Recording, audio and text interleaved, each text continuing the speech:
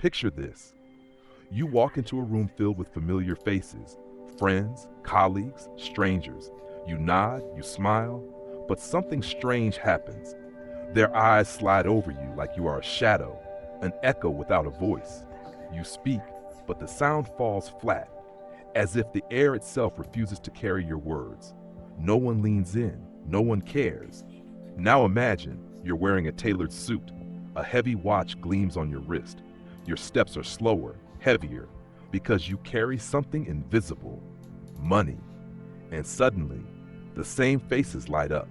They listen when you speak. They laugh at your jokes, even when they are not funny. Their eyes hold a hunger, not for you, but for the reflection of themselves they see in your fortune. Is respect real if it melts the moment your pockets are empty? Or is money the only real language of worth, the only true badge of honor in a world blinded by its own cravings? You've been taught to believe that virtue matters, that kindness speaks louder than gold. But does it? Can a wise man, a kind man, a patient man be anything but invisible if he has nothing to show? In a society obsessed with surface, is inner richness simply poverty no one respects? And if so, what happens to your soul when you realize that without money, without symbols of success, you are invisible?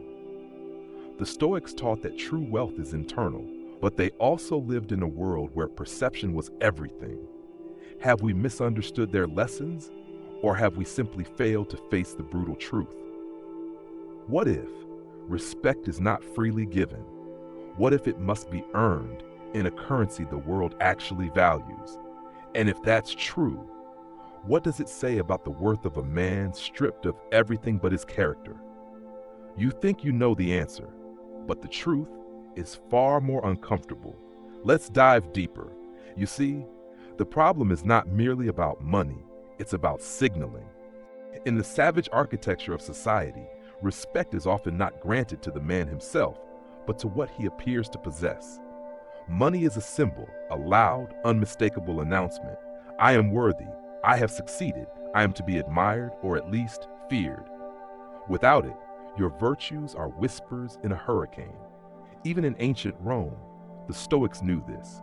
Marcus Aurelius, the philosopher emperor himself, wrote endlessly about the contemptible hunger for fame and wealth. Yet he ruled as emperor. He did not abdicate. He did not retreat to a cave to meditate.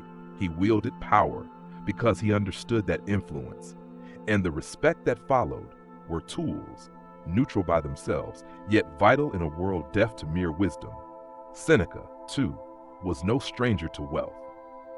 His letters speak of simplicity, yet he maintained immense riches, arguing that wealth itself was neither good nor bad.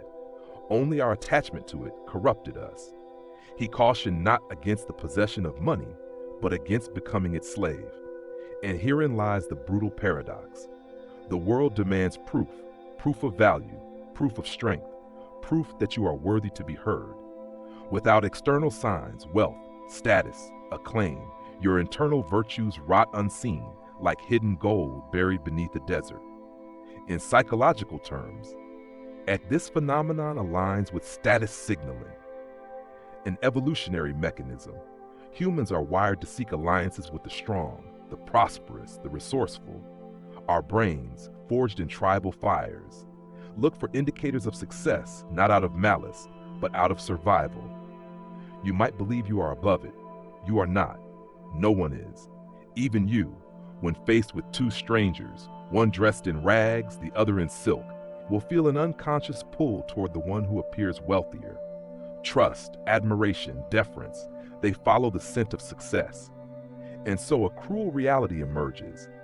Respect is often not about who you are, it's about what others believe you can give them, or what standing next to you can get them. Stoicism doesn't deny this ugly truth. It dares you to rise above it. Epictetus, born a slave, lived a life of hardship most men would crumble under.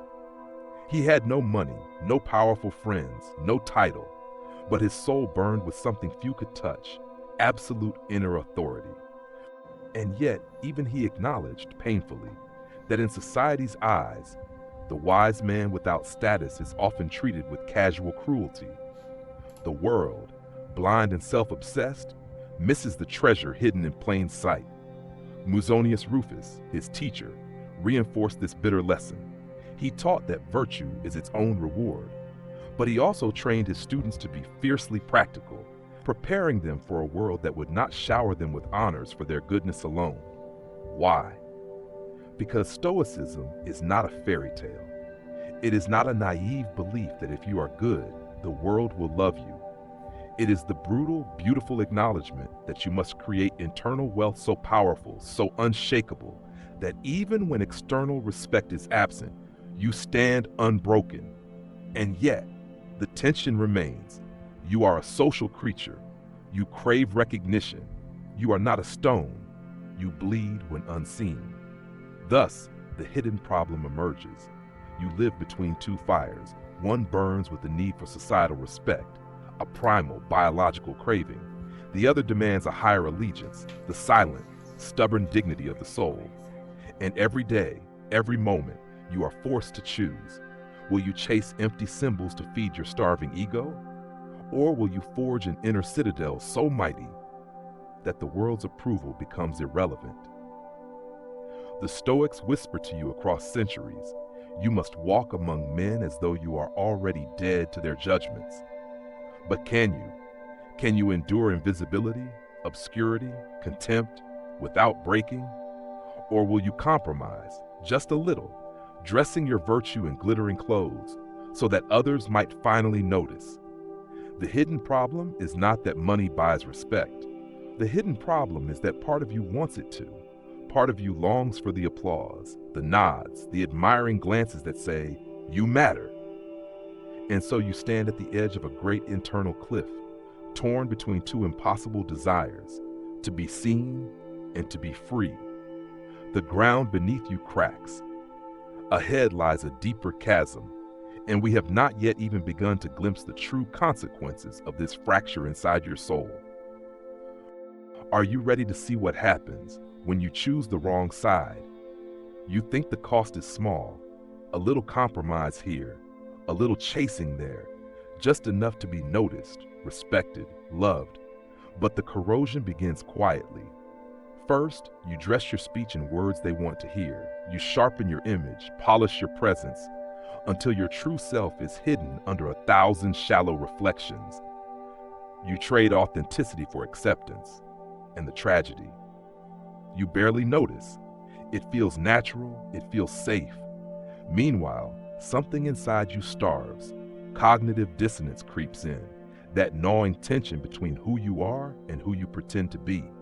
Your mind invents justifications. This is just how the world works. I'll show them my real self once I'm successful. It's only temporary, but it's not. Neuroscience shows that habits of thought rewire the brain. Every choice to betray yourself, no matter how small, strengthens neural pathways that make future betrayals easier and more automatic. You are, quite literally, rewriting your own soul. And society, it applauds your decay, it rewards your mask and punishes your truth. Cultural narratives glorify the rich, the powerful, the beautiful, not because they are virtuous, but because they look untouchable. You become trapped in an invisible prison. Chained by the fear of losing what little status you've gained, terrified of revealing the vulnerable, unseen self beneath the costume. Respect becomes a drug. You build your life around the next fix, but the high fades faster each time, and the emptiness grows. In chasing external validation, you lose the very thing Stoicism demands you protect at all costs: your sovereignty, your essence, your soul. And unless you awaken soon, you will realize too late that the price of respect was far greater than you ever imagined. But what if you refused? What if, instead of chasing their hollow approval, you turned inward and built a throne where no thief could touch you? The rebellion begins not with rage, but with a silent, immovable choice. I will not measure my worth by their standards. The world will scream at you. It will mock you. It will tell you that without visible success, you are nothing. Let it. Epictetus taught that freedom is not found in changing the world, but in mastering your response to it. You cannot control how others see you. You cannot force respect into their hearts, but you can control whether their blindness enslaves you. Radical independence is the Stoic's weapon. It means living as though the applause of fools is irrelevant.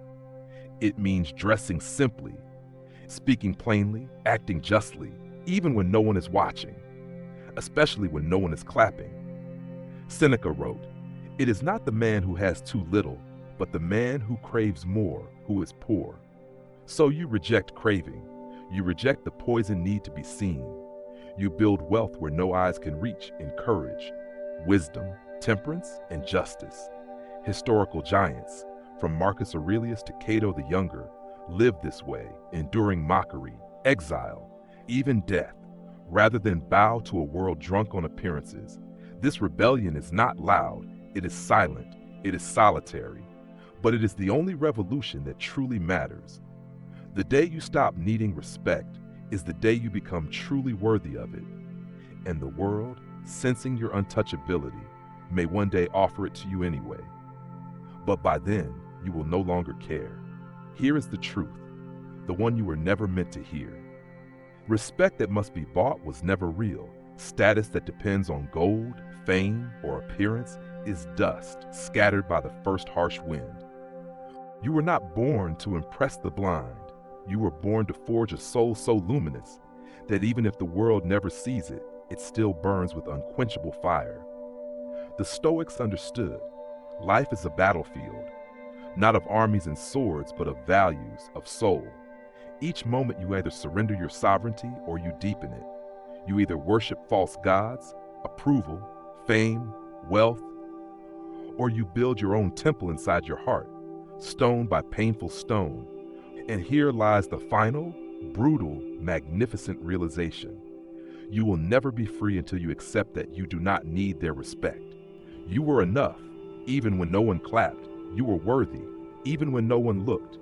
The true currency of life is not money, not status, not applause. It is character, it is virtue, it is strength without witnesses.